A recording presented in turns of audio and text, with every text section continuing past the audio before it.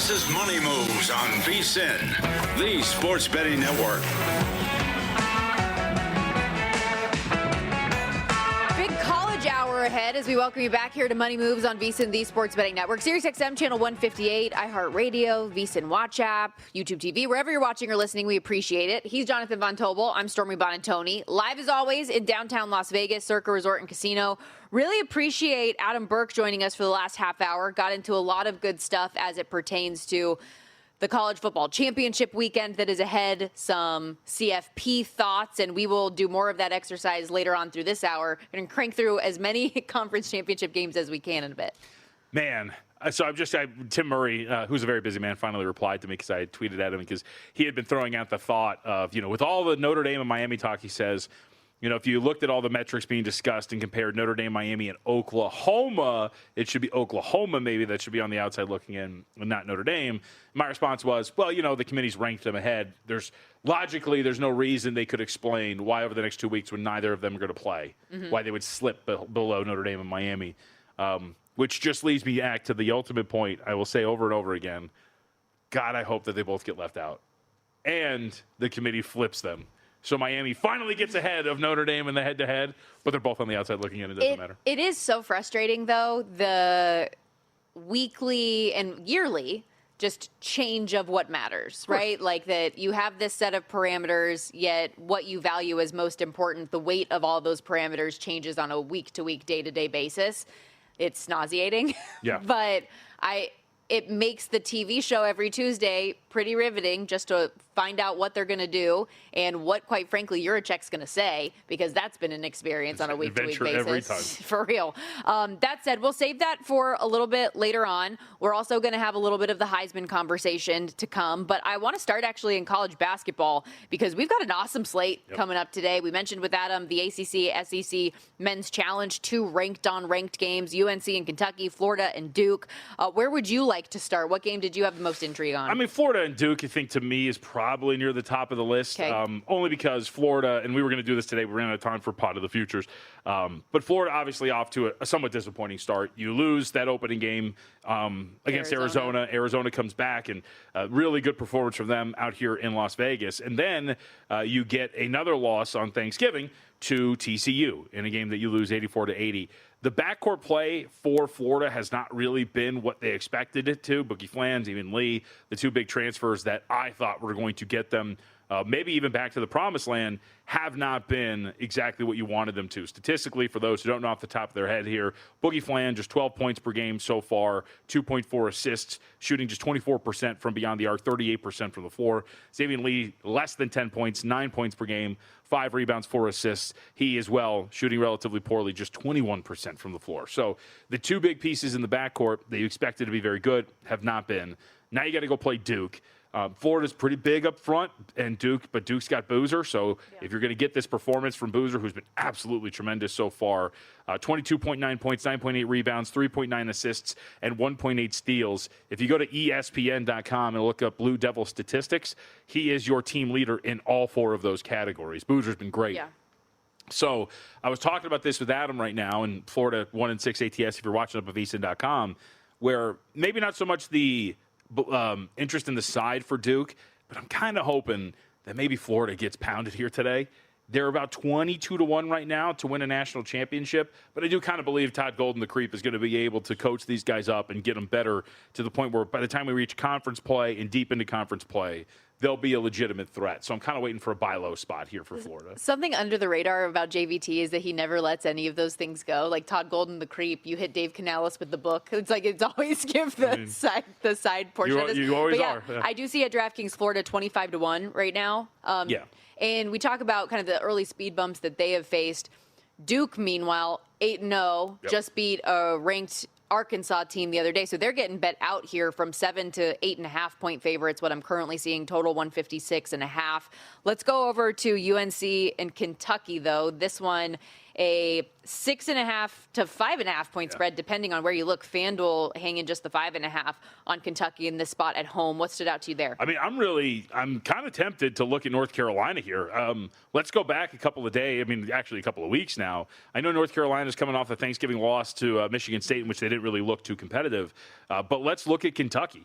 The 2 times that you've had to step to the plate and play somebody of your ilk, you got boat raced, really, both times. You could say the 96-88 game against Louisville wasn't really – that was kind of a little bit of a fake push at the end. I think we came in the next day. We both talked about the fact that was a surprising Louisville performance, and Kentucky looked kind of lost.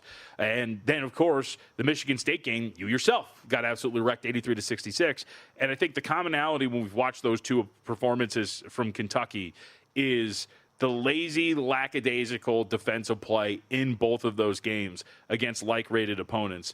A defensive rating of 125.2 in the loss to Louisville, defensive rating of 116.7 in the loss to Michigan State. You could say that they've turned it around. You could say that they're the 12th best defensive team in the country by adjusted defensive efficiency standards.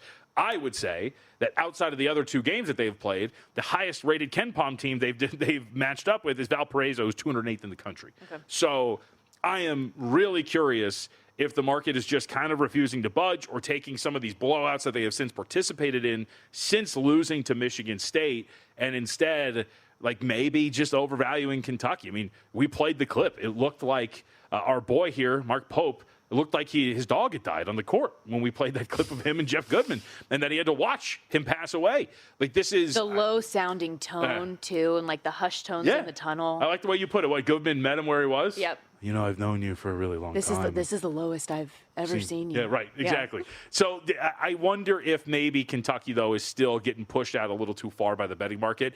And at 6.5, I know North Carolina, again, they got smoked by Michigan State. They themselves really haven't played anybody. But remember, they did beat Kansas. Like, they at least have a pelt on the wall, and they have proven somewhat against somewhat stronger competition that they're still a pretty confident team. So I'm a little curious to see if North Carolina can get this done. The big difference, though, for me, and what's ultimately holding me back, North Carolina has not shot the ball well in the early portion of the season. They're shooting less than 32%.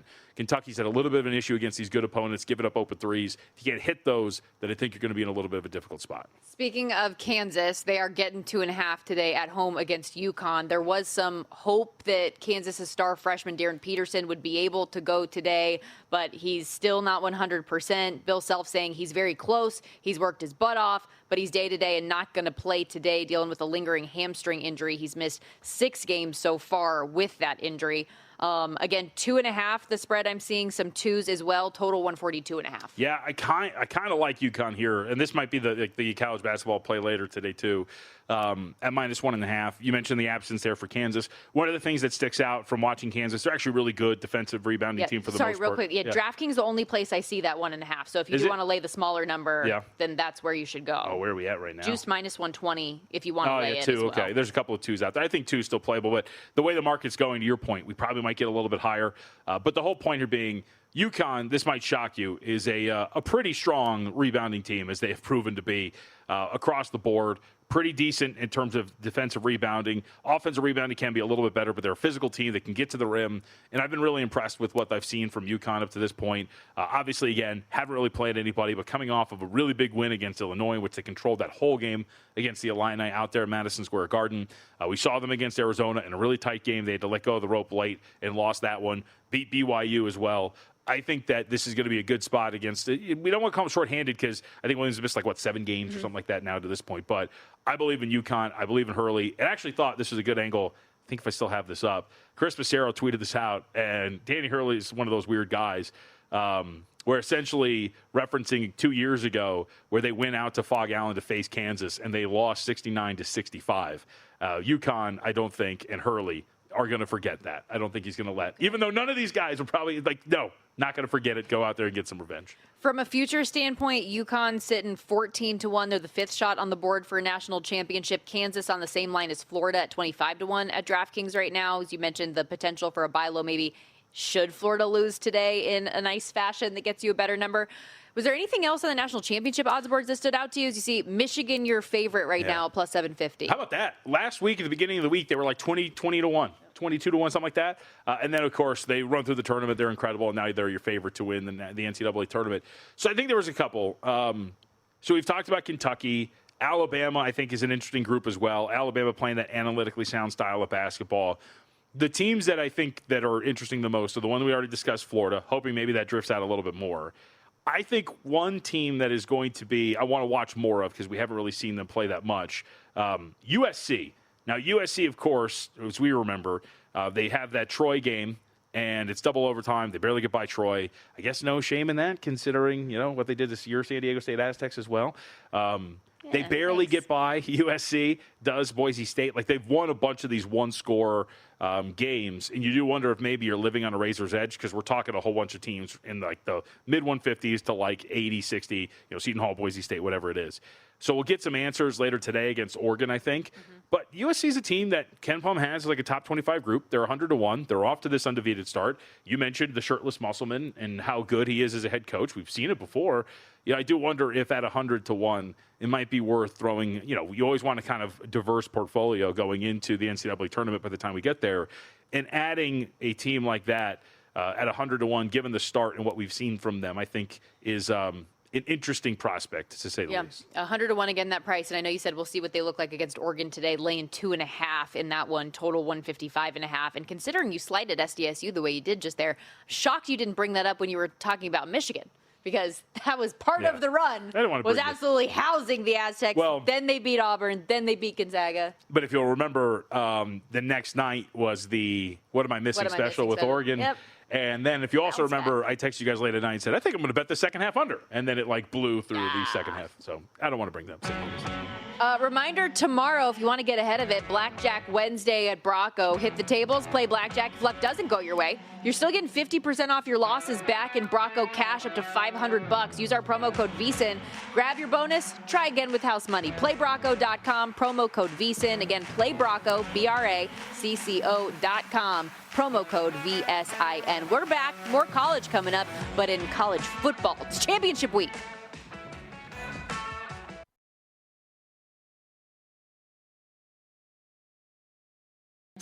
You're watching Money Moves here on VSIN, the Sports Betting Network.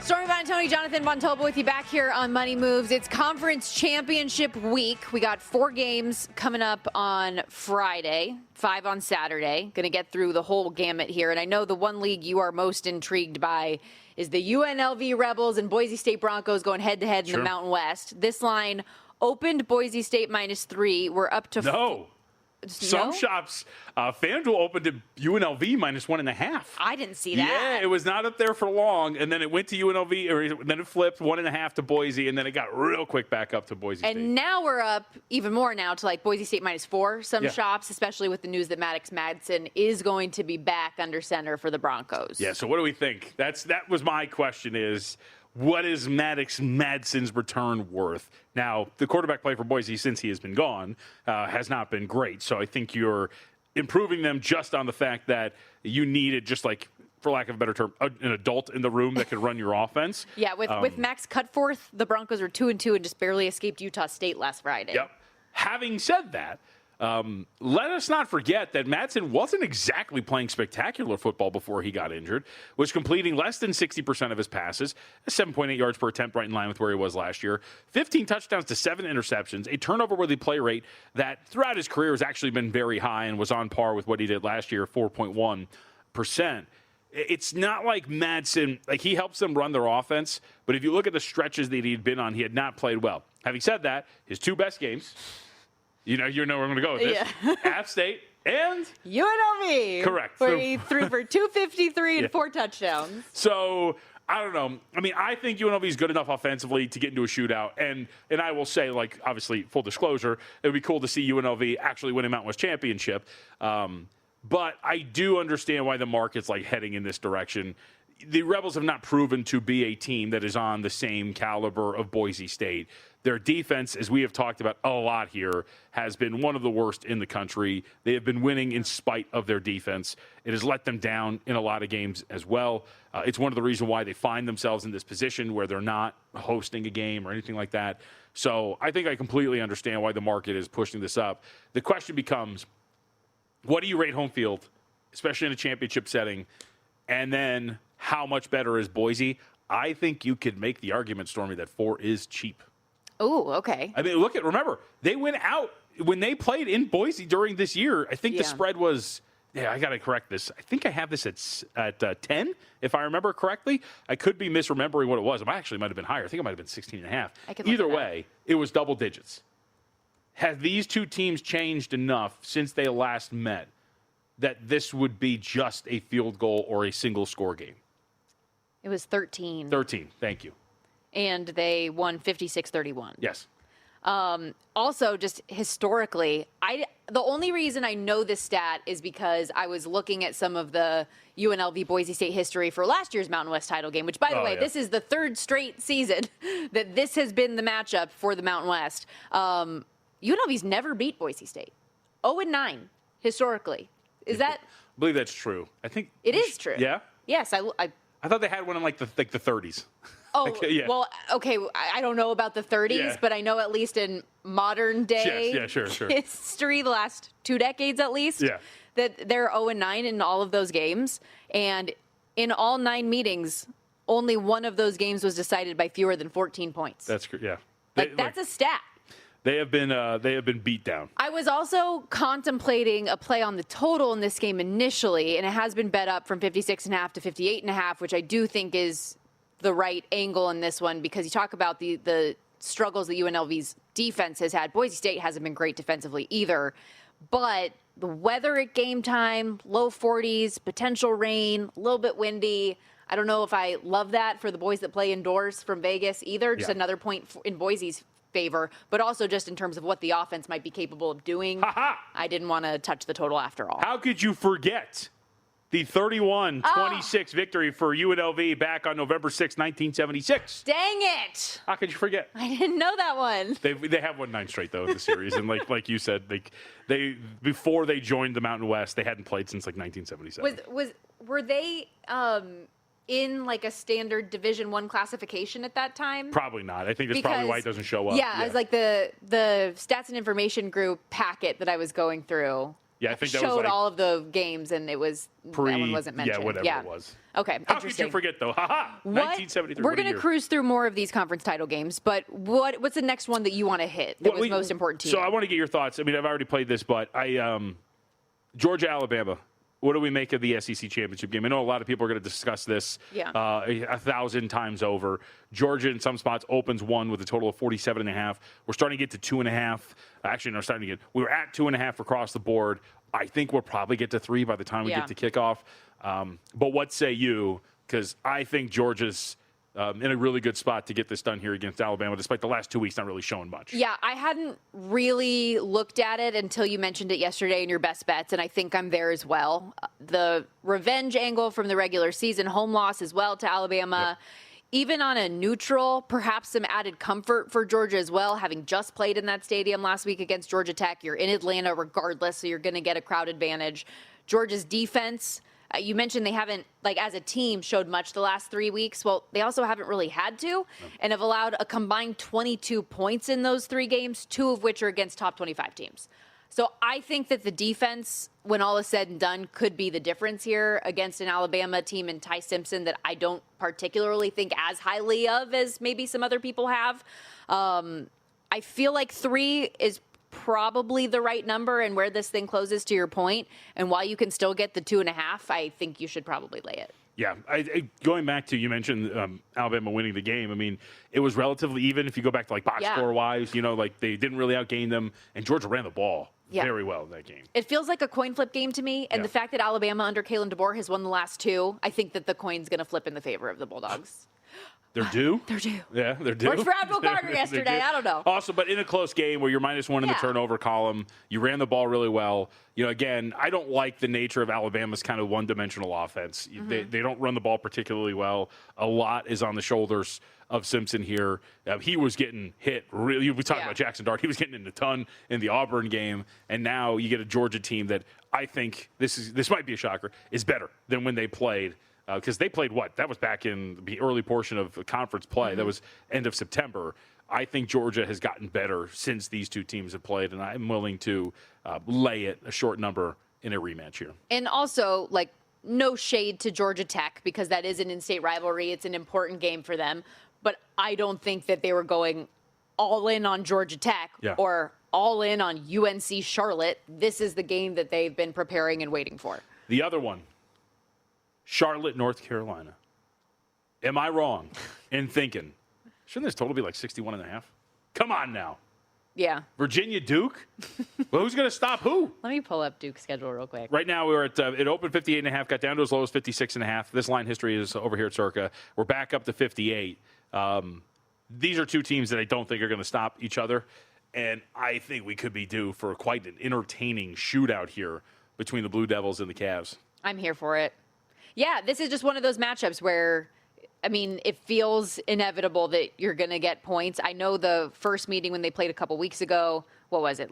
I've got their schedule here. 34-17 was the final there, but I mean, since then, they just put up Duke even just put up 49 on Wake, 32-25 at North Carolina, 37-34 against UConn, 46-45 against Clemson. Like, the list goes on and on of what some of these final scores have been, and I could definitely see this just being one of those back and forth type of games.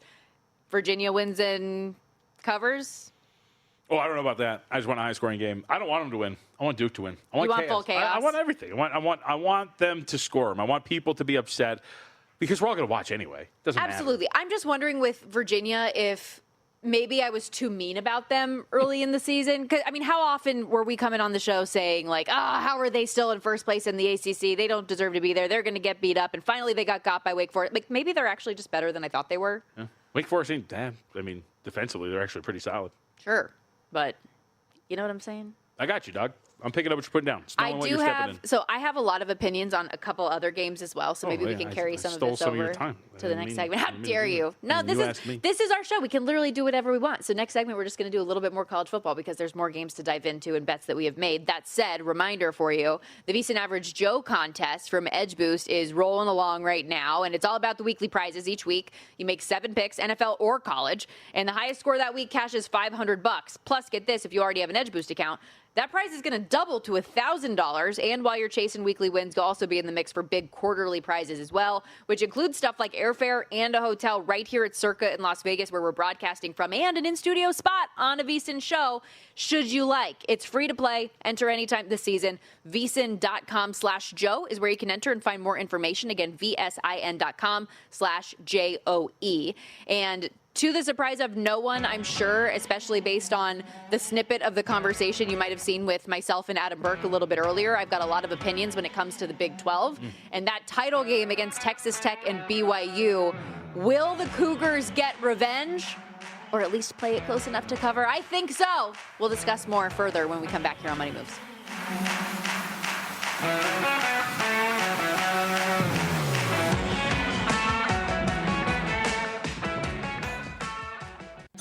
You're watching Money Moves here on VSiN, the Sports Betting Network. Continuing to cruise through all of the options we have for conference championship weekend in college football coming up Friday and Saturday. Stormy Buonantony, Jonathan Von Tobel with you. The one that I'm personally most intrigued by is BYU and Texas Tech in the Big 12. And yes, I am biased because I cover a lot more Big 12 than I do other leagues. And you do? Yeah. Oh, okay. I was just trying to think of all the games that you did this year. Yeah, it was mostly Big 12 and some SEC and ACC. That's some ACC where I worked in. Yeah. Like 6 Cal games. I got a lot of Cal. Yeah. A lot of Cal. Cal Louisville was a fun one, though, I'll tell you. And I do want to shout out Cal. We're going to be grading at the end of the show today, grading our college football win totals. And shout out the Cal Golden Bears for getting the interim bump when all was said and done against SMU, because your girl needed that bad. I'm very happy and also not happy, but also happy. Well, because many moons ago, for a Call Me Crazy But, I had offered and thrown out there the, 14-1 on New Mexico to participate in the Mountain West Championship game isn't really that crazy. And so I was kicking myself after they beat San Diego State because I did not know the tiebreakers well enough, and I thought they had clinched their spot in there. And then you find out they didn't, and I was like, all right, cool, thank God. But, yeah. Well, can we talk about that just briefly here for a second? Because I have a big gripe when it comes to some of these conference championship tiebreakers and how every league does it in such different ways, some of them in extremely convoluted ways. And for those that do these computer metrics as another tiebreaker, What are you some of them are taking like 8 different things into account, but what's weighed more than the other? I don't know. How does head-to-head not matter when all is said and done in some of these situations? It's pretty frustrating to not have a clear view or picture of what that's going to look like. And as a bettor, too, not knowing what those computer rankings are because it's a combination of so many things. Yeah, I mean, I would just say that like head-to-head in the specific example of the Mountain West, what was frustrating about that, too, was the rankings were the stronger tiebreaker, the end all be all than the actual head to heads with all these teams playing. But then head to head did determine where the game would be played, and that was kind of my frustration with it, which didn't really make that much sense. Yeah. Like if the rankings, the computer rankings, are so vital that you're going to use them almost as the second letter or the second ladder rung when it comes to all these teams being decided, then UNLV, the higher rated team in those rankings, then should host the Mountain West Championship game. But that's when then you put that aside to go to head to head. It doesn't make that It's just sense. Very bothersome. Fortunately, the Big 12 was a league where it was very cut and dry this year. It was win out and you're in for both BYU and Texas Tech. And this is, of course, a rematch from the game a couple weeks ago where BYU got embarrassed 29-7. College game day was there the whole bit.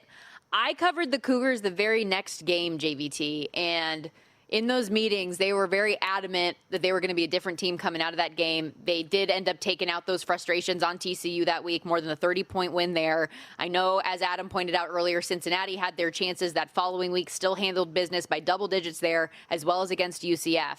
The spread in this thing, Texas Tech is getting played out from 11.5 to as high as 13 in the market. 12.5 is that kind of consensus number right now. Total a tick up from 49.5 to 50.5.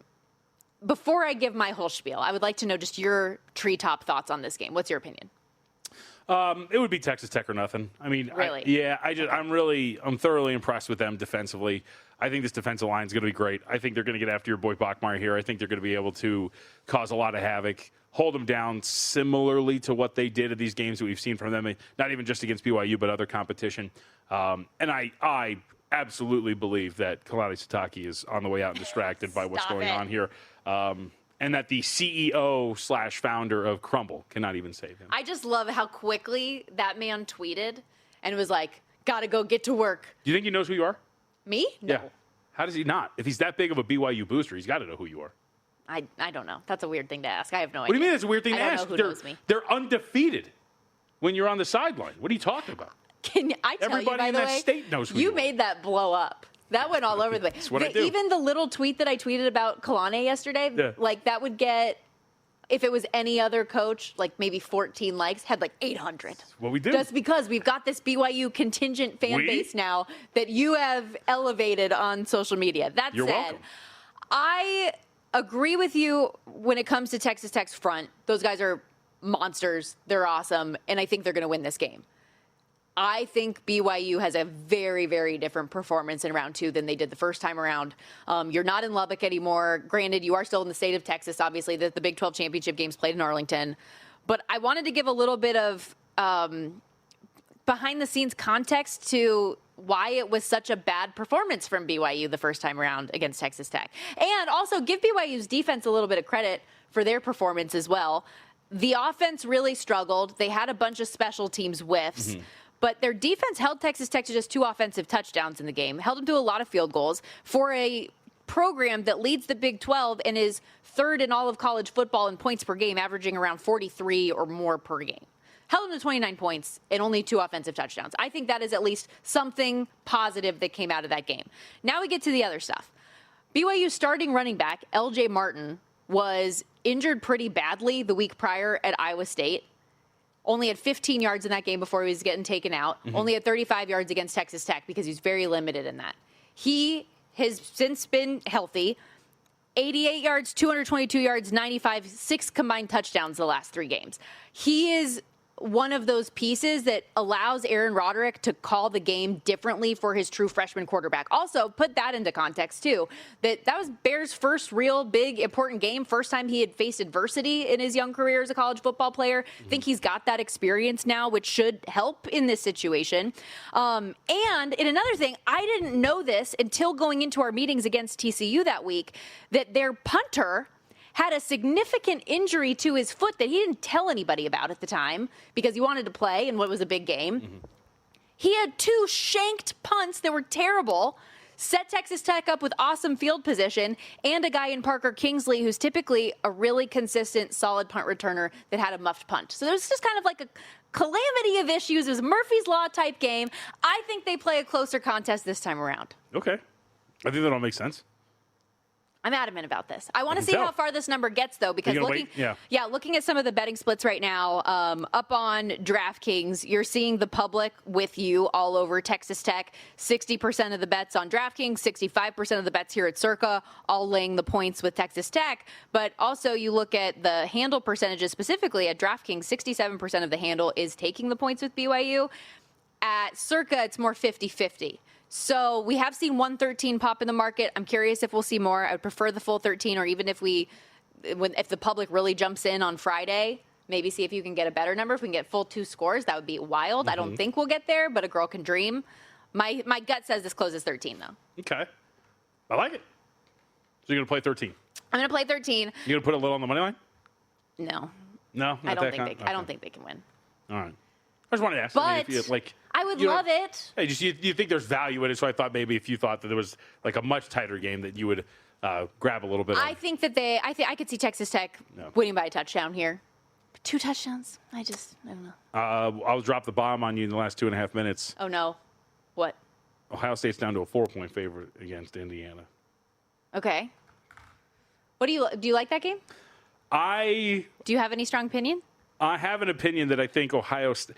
I don't want to undersell Indiana, and I think this team is better than the team last year. The team last year, obviously, when it ran into its 2 giants, if you will, didn't perform particularly well, as we know. I think this group is better, but I think Ohio State is so freaking good. And when you look at their status as a team at the top of the power ratings, if this is going to continue to dip, like here's the question: Circa's at 4. Does it get to 3.5? Does it get to 3? This was 6, right? Yeah.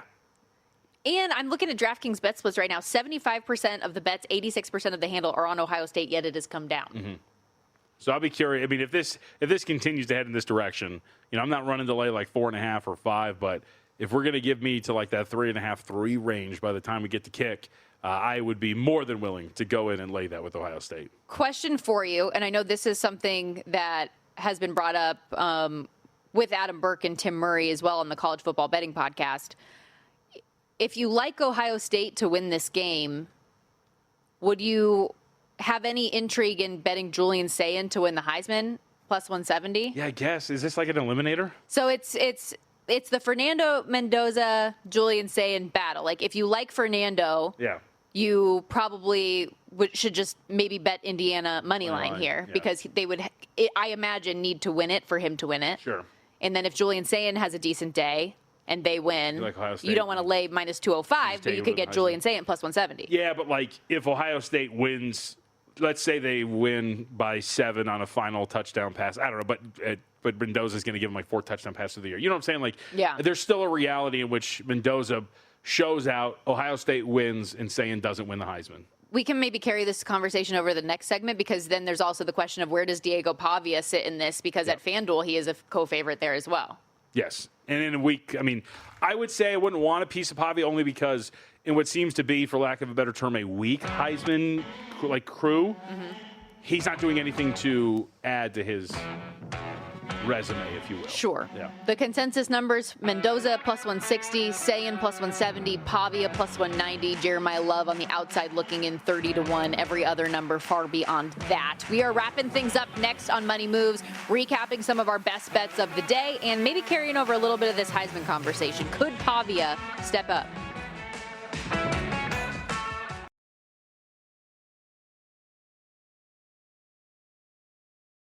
You're watching Money Moves here on VSiN, the Sports Betting Network. All right, wrapping up this Tuesday edition, Money Moves, live on VSiN, the Sports Betting Network, Sirius XM, channel 158. Remember, if you missed any of the program today, you can always download, subscribe, listen on your own time in Money Moves podcast form. Also, JVT recorded a new edition of Pod to the Futures earlier this morning, so lots of good stuff to get into. And speaking of futures market, the Heisman is getting pretty interesting here with this being the last week, with final weekend of the regular season, we've got conference championships coming up this week. And The Athletic posted their updated straw poll this morning, JVT. We mentioned last segment where those odds currently sit. At FanDuel specifically, Diego Pavia is a co-favorite with Fernando Mendoza to win it all at plus 160. Fernando is the standalone favorite at DraftKings, followed by Julian Sayin and then Pavia. And so that's kind of the structure with which this sits right now. In the straw poll, here's where we've got a little bit of intrigue. Fernando. Can I ask you really quick? Yes. Can you give me give me the measurements of this straw poll? How many people are in it? How are they doing it? What's going on?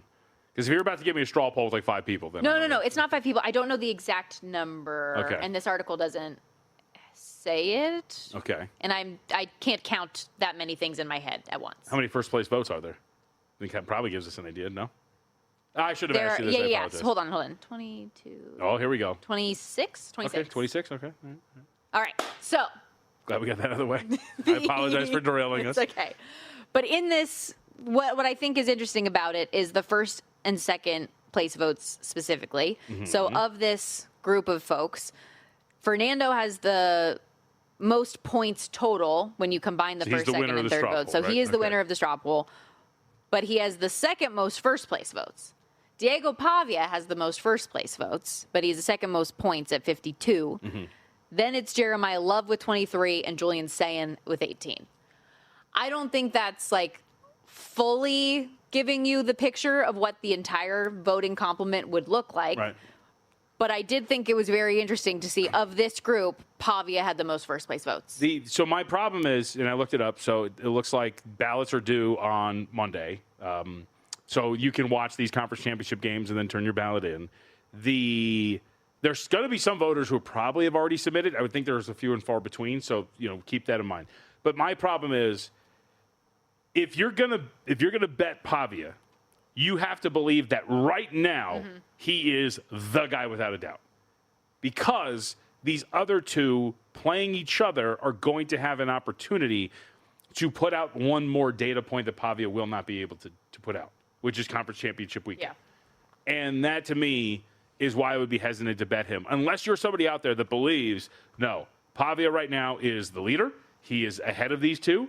If you're somebody that buys into the market being somewhat accurate, that would not reflect on what the market is telling us right now. So does that make sense? Mm-hmm. So you have to really believe that Pavia is the leader right now with a decent amount of distance between the other two to realistically come in and bet him, because they're going to have a single standalone national game to show everybody that they, Sayin or Mendoza, deserve to win. So this brings me back to the conversation we had then. Does that data point of winning the conference championship game push you over the edge? Even if it's not an unbelievable performance, is just winning that game ultimately enough? I mean, I think it might be. I mean, it's 2 versus 1. Yeah. Right? Like, that is the... I do want to point out this... let me pull this tweet back up, too, because we did get Marco Romano? Forgive me for butchering your last name. It happens to me, too, a lot, okay? He said, I think Ohio State, Indiana goes under. Neither team really needs to win. They both will have a bye. Both play conservative, thus making both quarterbacks not light it up. I think Pavia can win if it's a 20-17 game in the Big Ten championship game. Which side of that coin do you fall more on? Do you fall more on the side of who wins this game is just going to be that extra edge and bump to the resume that you have already made? Or if they both have subpar days, that gives Pavia an edge? I mean, I think I find it hard to believe that, again, in a race like this, why would Pavia surpass them after an extra data point? Unless it's just, hey, they both go out there, throw 3 interceptions each, and Ohio State wins the game 3-0, then you give it to Pavia because of that. Well, I agree with you that there's not this huge margin of separation, but I think even in this limited poll, seeing how many people picked Pavia with the first place votes is interesting to me, that he had the most of the other guys. Sure, but because if you're taking into account like the value of the specific player to the team, I think you could argue that no one has been more valuable to their team than he has been of that group.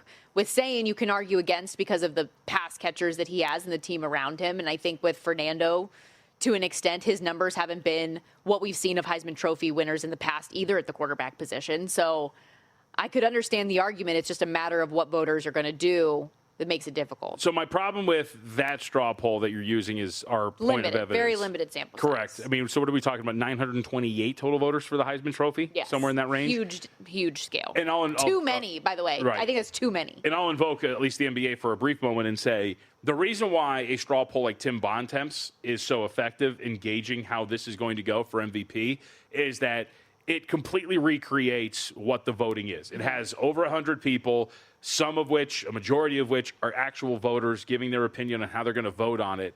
26-ish, 30-ish voters in an award in which 900 people are going to decide how it is given out. That, to me, would give me some pause.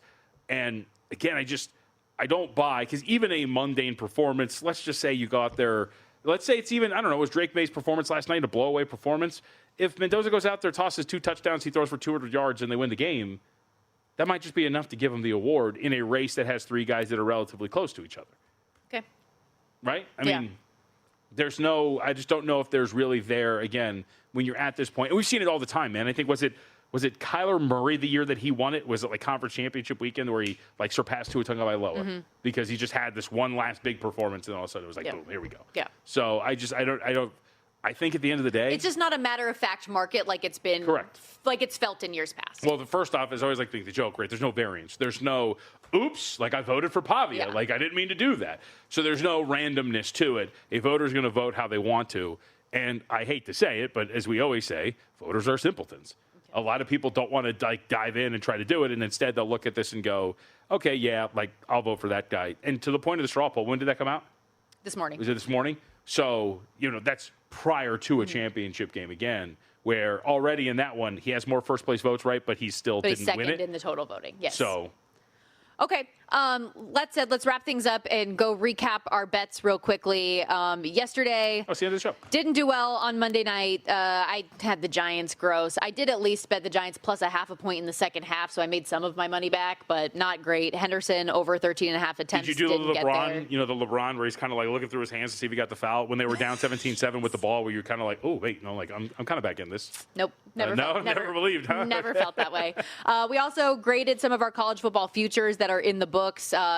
You and I both swept the board on our college football win totals. Yeah. Alabama gets there. Iowa under 7.5. Iowa over 7.5. Wisconsin under 5.5. Utah over 7.5.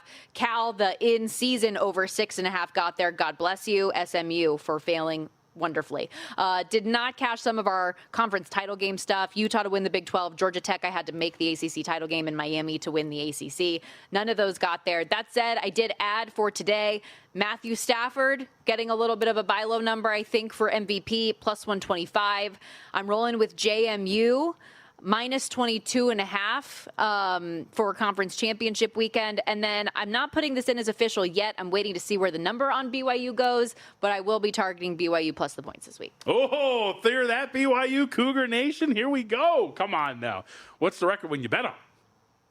What do we say? Was it 10-3? No, I mean, but that's when you're on the sideline. What's the record when you're just on? I don't know. I'd have to go back through the game. I'll look it up for you. But either way, so by the way, we did forget one of mine.